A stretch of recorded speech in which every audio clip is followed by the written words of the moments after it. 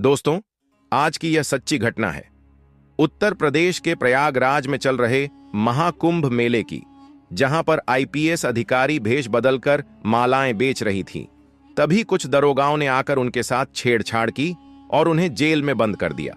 उसके बाद आईपीएस अधिकारी ने जो किया उसे सुनकर आप भी दंग रह जाएंगे। दोस्तों, लगभग 140 वर्षों के बाद प्रयागराज में पूर्ण महाकुंभ लगने वाला था और इस महाकुंभ में लगभग 55 से 65 करोड़ लोगों के आने की संभावना थी। अब दोस्तों, इतनी बड़ी जनसंख्या में सबसे बड़ा सवाल यही उठ रहा था कि आखिर उनकी सुरक्षा के लिए कौन से कड़े नियम बनाए जाएं और कैसे कानून के नियमों का पालन करवाया जाए, क्योंकि दोस्तों, इस कुंभ के मेले में भारतीय लोगों के साथ साथ विदेशों से भी कुछ मेहमानों के आने की आशंका थी। दोस्तों, जब प्रयागराज महाकुंभ मेले की शुरुआत हुई थी, तब शुरुआत में ही कुछ ऐसी घटनाएं होते हुए दिखी थीं जिन घटनाओं के बारे में सोचा नहीं था। प्रयागराज महाकुंभ शुरू होते ही कुछ महिलाओं के साथ छेड़छाड़ हुई। कुछ साधु संतों को कुछ लोग सता रहे थे। कुछ लोग जो वहां पर जो छोटे मोटे धंधे कर रहे थे, उन लोगों को भी बहुत परेशानी का सामना करना पड़ा था। अब दोस्तों, ऐसा इसलिए हुआ था क्योंकि कानून व्यवस्था बहुत छोटी थी, इतने लोगों के आगे थी।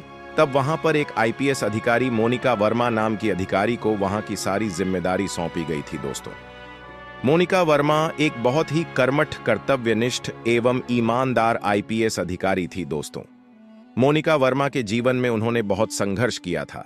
इस पद को पाने के लिए मोनिका वर्मा एक बहुत ही गरीब और मध्यम वर्गीय परिवार की बेटी थी।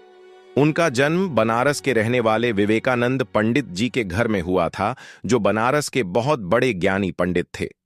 अब दोस्तों, मोनिका वर्मा को जब महाकुंभ मेले की जिम्मेदारी सौंपी गई, तब वह बहुत खुश हुई, क्योंकि मोनिका वर्मा शुरू से ही हिंदूवादी थी और वह साधु संतों में बहुत विश्वास करती थी। उसी वक्त मोनिका वर्मा के गुरुजी का भी आश्रम प्रयागराज के महाकुंभ मेले में लगा हुआ था। और जब मोनिका वर्मा को यह सूचना मिली कि उन्हें प्रयागराज महाकुंभ मेले में कानून व्यवस्था की जिम्मेदारी सौंपी गई है, तो यह खबर सुनकर मोनिका वर्मा बहुत खुश हुई। दोस्तों, मोनिका वर्मा के अंदर लगभग 35 से 45 साल की मां 1000 पुलिस वाले काम कर रहे थे और मोनिका वर्मा भी कुंभ मेले में एक एक चीज पर निगरानी रख रही थी। दोस्तों, प्रयागराज महाकुंभ कोई साधारण कुंभ मेला नहीं था। उसे कुंभ मेले ने इतने लोगों की जिंदगी बनाई थी कि आप सोच भी नहीं सकते।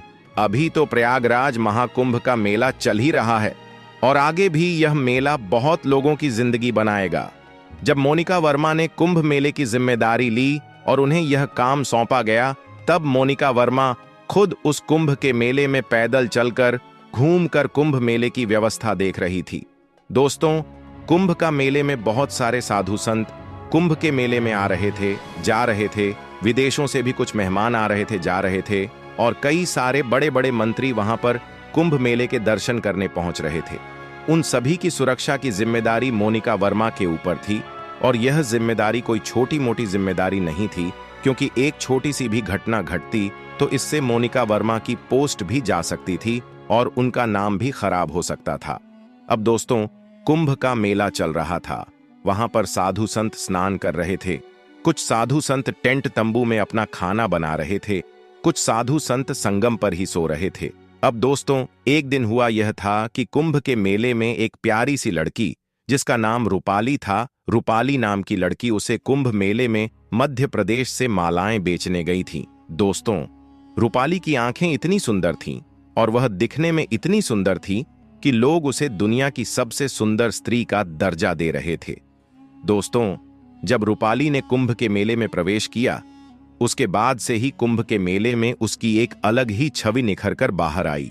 उसका नाम पूरी दुनिया में चलने लगा, क्योंकि दोस्तों, रूपाली वाकई इतनी खूबसूरत थी कि हर कोई उसकी सुंदरता में खोने लग गया था। उसकी आंखें इतनी प्यारी थीं कि हर कोई उसकी आंखों को देखता ही रहता। अब दोस्तों, उसके कुंभ मेले के दौरान रूपाली के ऊपर बहुत सारी मुसीबतें भी आई, क्योंकि रूपाली के आसपास बहुत सारे लोग मंडराने लगे थे। अब रूपाली कोई अधिकारी, कोई नेता तो नहीं थी कि उसके आसपास पुलिस वाले रहे और उसे सिक्योरिटी दे। अब दोस्तों, रूपाली भी अपना व्यापार करने वहां पर आई थी और उसे दौरान रूपाली इंटरनेट पर भी बहुत वायरल हुई और उसके बहुत सारे चाहने वाले भी उससे मिलने जाने लगे। अब दोस्तों, समय आगे बीतता गया और कुछ मनचले लड़के रूपाली को परेशान करने लगे थे। अब रूपाली इन सब से बहुत परेशान हो गई थी और रूपाली ने मेले में जो कुछ दरोगा अपनी ड्यूटी कर रहे थे, जब रूपाली उन दरोगा के पास गई, जाकर दरोगा से उन लड़कों की शिकायत कर उनके बारे में बताने लगी, तो वह दरोगा रूपाली का मजाक बनाने लगे और कहने लगे कि अरे जा, तुझे कौन छेड़ेगा, तू क्या रानी है, तू क्या हीरोइन है जो लोग तुझे छेड़ेंगे। जब रूपाली ने यह बात उन दरोगाओं से सुनी तो रूपाली बहुत नाराज हुई। अब दोस्तों, रूपाली के पास उस कुंभ मेले को छोड़कर जाने का और कोई चारा नहीं था, क्योंकि रूपाली को कुछ साधु संत भी परेशान कर रहे थे। लेकिन रूपाली सोचती है कि क्यों ना मैं एक बार उन लड़कों की रिपोर्ट थाने में दर्ज कराऊं दोस्तों। तब रूपाली उसी थाने में पहुंचती है जहां पर मोनिका वर्मा नाम की आईपीएस अधिकारी कार्यभार देख रही थी। जब रूपाली आईपीएस मैडम के पास पहुंची और उसने उस घटना का जिक्र किया तो आईपीएस अधिकारी थोड़ा सा चौंक गई, क्योंकि दोस्तों, अभी तक उस कुंभ के मेले में आईपीएस साहिबा के कार्यकाल में ऐसी घटना नहीं घटी थी। तब जो मोनिका थी वह रूपाली को लेकर उस कुंभ के मेले में जाती है और रूपाली से बोलती है कि बताओ कौन है वह लड़के जो तुम्हें छेड़ रहे थे और कौन है वह दरोगा जिन्होंने तुम्हारी बात नहीं सुनी। अब दोस्तों, कुंभ का मेला तो इतना बड़ा था और उसमें लगभग 55 से 65 करोड़ लोग थे, तो इतने लोगों के बीच रूपाली और मोनिका को ना तो वह दरोगा मिले और ना ही वह लड़के मिले। दोस्तों, उस कुंभ के मेले में जो 40 से 50 हजार बन के पुलिस वाले आए थे, वह पुलिस वाले भी बाहर शहरों से आए थे और उन सब की ड्यूटी वहां लगाई गई थी। इसीलिए उन पुलिस वालों को पहचानना इतना आसान नहीं था और ढूंढना इतना आसान नहीं था। अब मोनिका रूपाली से कहती है कि कोई बात नहीं रूपाली, तुम अपनी मालाएं यहां पर बेचो। अगर इस बार वह मनचले लड़के आए या वह दरोगा आए जिन्होंने तुम्हारी सुनी नहीं थी, तो तुम मेरे पास आना। और आईपीएस साहिबा रूपाली को अपने नंबर देकर चली जाती है और आईपीएस साहिबा बोलती है कि अगर तुम्हें वह दिखाई दे तो तुम किसी से भी फोन मांगकर इस नंबर पर मुझे कॉल कर देना, मैं तुम्हारे एक कॉल पर यहां आ जाऊंगी। जब मोनिका ने रूपाली से यह बात कही तो रूपाली निश्चिंत हो गई थी, बिल्कुल चिंता से मुक्त हो गई थी कि अब तो मुझे आईपीएस साहिबा का सपोर्ट है, तो अब मुझे कोई परेशान नहीं करेगा। लेकिन दोस्तों, दूसरे दिन वही पुलिस वाले उस रूपाली को देखते हैं। अब रूपाली उन पुलिस वालों के पास जाकर बोलती है कि साहब, आपने मेरी उस दिन मदद क्यों नहीं की थी? वह मनचले लड़के मुझे छेड़ रहे थे, तो आप मेरा मजाक क्यों बना रहे थे? तब वह दरोगा वापस रूपाली के साथ छेड़छाड़ करने लगते हैं और बोलते हैं कि ज्यादा हमें कानून मत सिखा, हम यहां पर तेरी देखभाल करने नहीं आए हैं, हमारे पास और भी कुछ काम है, हमें और भी साधु संतों की देखभाल करनी है, क्या हम तेरे ही पीछे लगे रहे? तब यह सब सुनकर रूपाली बहुत उदास हुई और रूपाली मन ही मन सोचती है कि क्या यही कानून के रक्षक हैं? इन्हें हमारी रक्षा करनी चाहिए, बल्कि यह तो हमें ही डरा रहे हैं, धमका रहे हैं, हमारा ही शोषण कर रहे हैं। तब रूपाली को अचानक याद आता है कि मुझे तो आईपीएस साहिबा ने अपने नंबर दिए थे और वह दरोगा भी वहीं सामने खड़े थे। तब रूपाली एक दुकान पर जाती है और वह दुकान वाले से उसका फोन मांगती है और फोन मांगकर रूपाली आईपीएस अधिकारी को फोन लगा देती है। लेकिन दोस्तों, कुंभ मेले में इतनी भीड़ थी कि जब तक आईपीएस अधिकारी मोनिका के पास पहुंचती तब तक वह दरोगा वहां से जा चुके थे। अब दोस्तों, वह रूपाली आईपीएस साहिबा को वापस से बताती है कि वह दरोगा आज भी मुझे छेड़छाड़ कर रहे थे और मेरा मजाक बना रहे थे और मेरा शोषण कर रहे थे।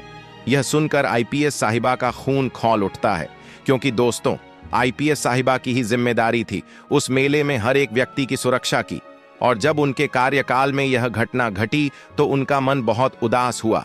एक दिन वह आईपीएस अधिकारी खुद मालाएं लेकर भेष बदलकर रूपाली के साथ घूमने लगी। अब दोस्तों, वह जब रूपाली के साथ घूम रही थी तो रूपाली और मोनिका दोनों ने मिलकर उन दरोगाओं को ढूंढने की बहुत कोशिश की, लेकिन वह दरोगा नहीं मिले, क्योंकि कुंभ मेला बहुत बड़े क्षेत्र में लगा हुआ था और एक एक कोने में ढूंढ पाना इतना आसान नहीं था दोस्तों। फिर पुनः शाम को मोनिका अपने ऑफिस चली जाती है और वहां पर कैमरों के द्वारा कुंभ मेले पर निगरानी रखती है। तभी दोस्तों, शाम का वक्त था और रूपाली को वह दरोगा फिर दिख गए और वह दरोगा नशे में आगे रहकर रूपाली के साथ छेड़छाड़ कर रहे थे। जब रूपाली ने उनके ऊपर आवाज उठाई तो चिल्लाने लगी, तो दरोगा ने रूपाली को थाने में ले जाकर जेल में बंद कर दिया और रूपाली के ऊपर झूठा केस लगा दिया। और रूपाली के ऊपर जो झूठा केस लगाया था वह केस यह था कि रूपाली ने पुलिस वालों के ऊपर हाथ उठाया है और उन्हें बुरे शब्द कहे हैं।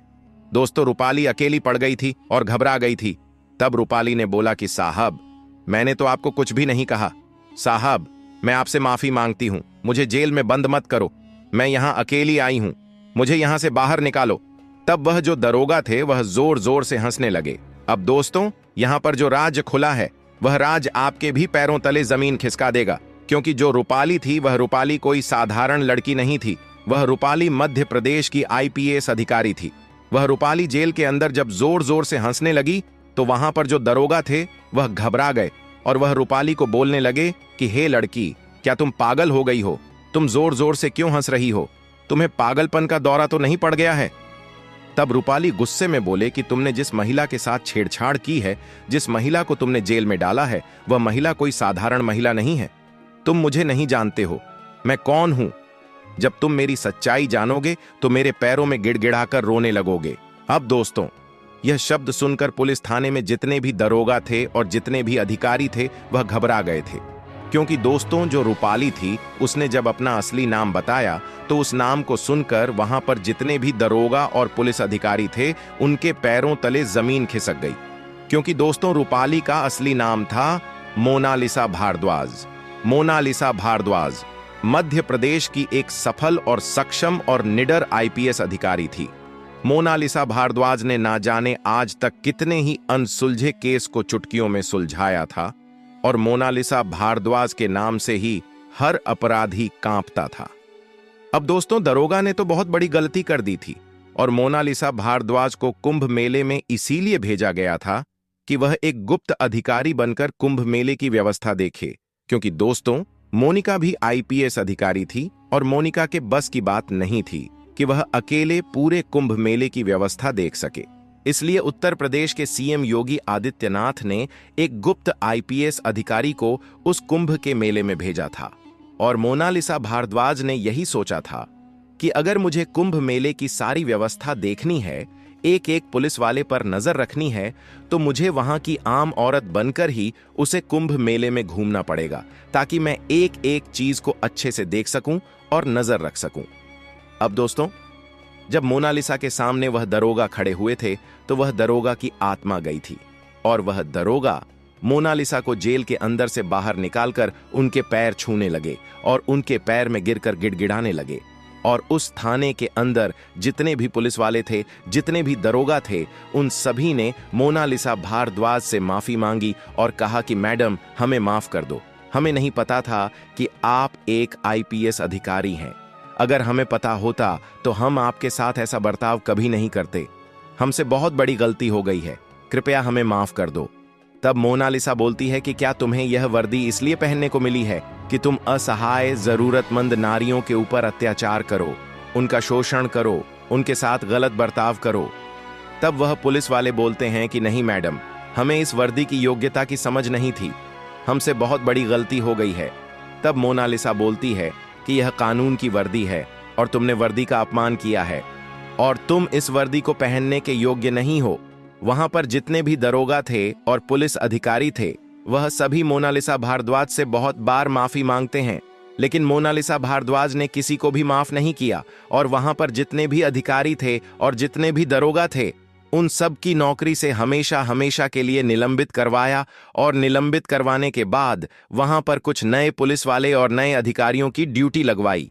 अब दोस्तों, यह घटना सिर्फ उस थाने के अंदर ही घटी थी और इस घटना की बिल्कुल भी चर्चा कुंभ के मेले में बाहर नहीं हुई, क्योंकि अगर यह घटना उस कुंभ के मेले में फैल जाती तो वहां पर बाहर से आए सभी नागरिक और आम जनता का पुलिस से भरोसा उठ जाता। क्योंकि यह घटना कोई साधारण घटना नहीं थी दोस्तों, क्योंकि पुलिस वालों ने ही महिलाओं के साथ छेड़छाड़ की थी। अब इस घटना के बाद जब मोनालिसा मोनिका से मिलने गई तो मोनिका ने मोनालिसा से पूछा कि आप कौन हैं और आप तो कुंभ मेले में माला बेच रही थी, लेकिन आप इस रूप में कैसे आई? तो मोनालिसा ने मोनिका को सारी सच्चाई बताई कि मैं एक आईपीएस अधिकारी हूं तुम्हारी ही तरह, और मुझे एक गुप्त अधिकारी के रूप में भेजा है ताकि मैं यह देख सकूं कि तुम्हारे कार्यकाल में कुंभ मेले की सुरक्षा को लेकर क्या चल रहा है। मोनालिसा बोलती हैं कि तुम बहुत अच्छा काम कर रही हो। तुम मेरे साथ उस दिन अगर नहीं आई तो मैं यही समझती कि तुम भी उन पुलिस वालों की तरह ही हो, लेकिन साथ ही तुमने मेरी बहुत मदद की। मैं उसके लिए तुम्हारा शुक्रिया अदा करने आई हूं और तुम्हें यह बताने आई हूं कि अब मैं भी तुम्हारे साथ इस कुंभ मेले की व्यवस्था देखूंगी। इस कुंभ मेले में आए हुए एक एक साधु, संत, मेहमान और हर व्यक्ति की सुरक्षा की जिम्मेदारी लेती हूं। अब तुम और मैं, हम दोनों मिलकर इस पूरे कुंभ मेले की सुरक्षा का जिम्मा उठाएंगे।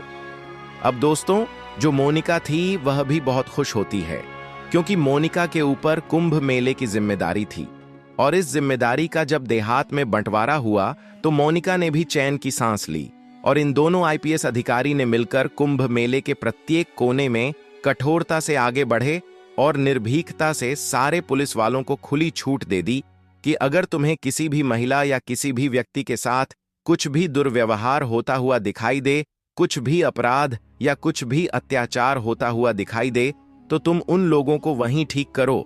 उन लोगों को पास ही के पुलिस थाने में पकड़कर ले जाओ और उन्हें जेल में 2 दिन के लिए बंद कर दो। दोस्तों, इस कुंभ मेले में इस घटना का जिक्र बिल्कुल नहीं हुआ, क्योंकि यह घटना गुप्त थी। अब मोनिका ने मोनालिसा के बारे में, उनके आईपीएस बनने की जीवन यात्रा के बारे में पूछा, तो मोनालिसा ने बताया कि मैं अनाथ थी। मेरे माता पिता मुझे एक मंदिर में छोड़कर गए थे और मुझे एक सज्जन आदमी ने एक अनाथ आश्रम में ले जाकर छोड़ दिया था, और मेरा पूरा जीवन एक अनाथ आश्रम में बीता। मैं वहीं पर छोटी से बड़ी हुई। कई बार कुछ लोग मुझे गोद भी लेने आए, लेकिन किसी ना किसी कारण से वह मुझे छोड़कर किसी और बच्ची को ले जाते थे। मेरे जीवन में जितना संघर्ष मैंने किया है, उतना संघर्ष शायद ही किसी ने किया होगा। आज मैं जो भी हूं, सब भगवान की कृपा से हूं। वही मेरे माता और पिता हैं। उन्हें मैं हमेशा शुक्रिया अदा करती हूं। अब मोनिका मोनालिसा को अपने गुरुजी से मिलने के लिए लेकर जाती है। जब मोनालिसा गुरुजी के आश्रम में जाती है, तब वह बहुत खुश होती है, क्योंकि गुरुजी के आश्रम में है। मैं भी कई सारे ऐसे अनाथ बच्चे थे जो बिल्कुल मोनालिसा जैसा जीवन ही जी रहे थे। जब मोनालिसा ने यह सब दृश्य देखे तो उसने जाकर गुरुजी के पैर छुए, और मोनालिसा ने गुरुजी से कहा कि आप किसी भगवान से कम नहीं हैं। जब यह सब देखा तो मोनिका के आंख से भी आंसू आ गए। तो दोस्तों, यह थी आज की कहानी। आपको कहानी कैसी लगी कमेंट बॉक्स में बता देना। बाकी वीडियो अच्छी लगी हो तो वीडियो को लाइक और चैनल को सब्सक्राइब जरूर करें, ताकि हमें थोड़ा सा हौसला मिले। आप लोगों के लिए ऐसे ही अच्छे अच्छे वीडियो बनाने के लिए इन कहानियों को सुनाने का उद्देश्य किसी को परेशान करना बिल्कुल भी नहीं है। यह कहानी आपको इसलिए सुनाई जाती है ताकि आप लोग इन कहानियों में से कुछ ना कुछ सीख सको और अपने जीवन में उस चीज को अप्लाई कर सको। मिलते हैं किसी अगली वीडियो में नए टॉपिक के साथ। तब तक के लिए जय हिंद, जय भारत। आप सभी लोगों का बहुत बहुत धन्यवाद।